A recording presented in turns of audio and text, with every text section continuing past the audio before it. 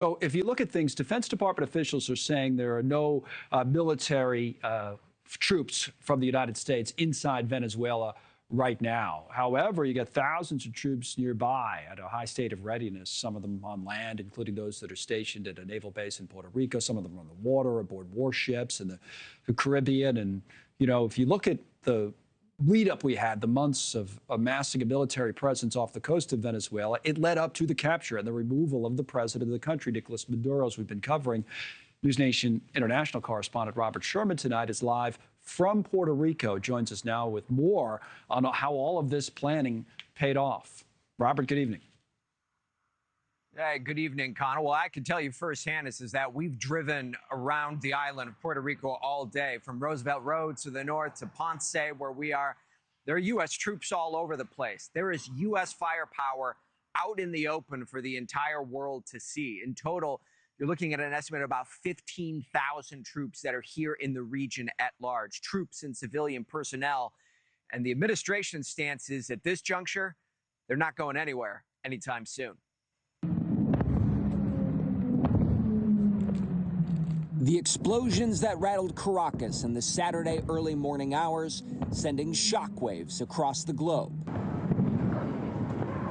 And according to the administration, were intended to also send a message to those in the region who wish to trifle with the United States. This is the Western Hemisphere. This is where we live, and we're not going to allow the Western Hemisphere to be a base of operation for adversaries, competitors, and rivals of the United States. U.S. forces successfully putting the man who ran Venezuela just 48 hours ago, Nicolas Maduro, into U.S. custody. With its leader gone, Venezuela's high court calling for Vice President Delcy Rodriguez to take the reins. But President Trump giving her a sharp warning, telling The Atlantic in an interview, quote, if she doesn't do what's right, she's going to pay a very big price, probably bigger than Maduro. The U.S. contends the Venezuelan government is deeply embedded in drug trafficking and is prepared to use economic force like seizing more tankers in order to get Caracas to back down.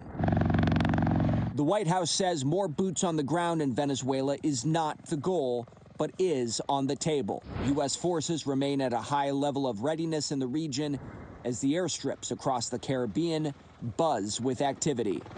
Neighboring nations like Brazil are also on guard as troops there patrol its shared border with Venezuela. What's left of the regime remains defiant. Venezuelan Defense Minister Vladimir Padrino Lopez, who had been by Maduro's side for over a decade, emphasizing he won't yield. Nosotros, que extendemos la mano en hermandad. We who once extended our hands in friendship will today close it to make a fist in defense of what is ours. Let's unite, because in the union of the people, we will find the strength to resist and triumph. So the bottom line here, Connell, is that the White House is hoping that diplomacy and, moreover, dialogue with the new leadership in Venezuela will yield the outcome that they're looking for. However, all of these forces are on standby here in case more force, in effect, is needed. Connell? Thank you for watching. Subscribe below and download our NewsNation app right now on your phone, and you will get fact-based, unbiased news for all Americans.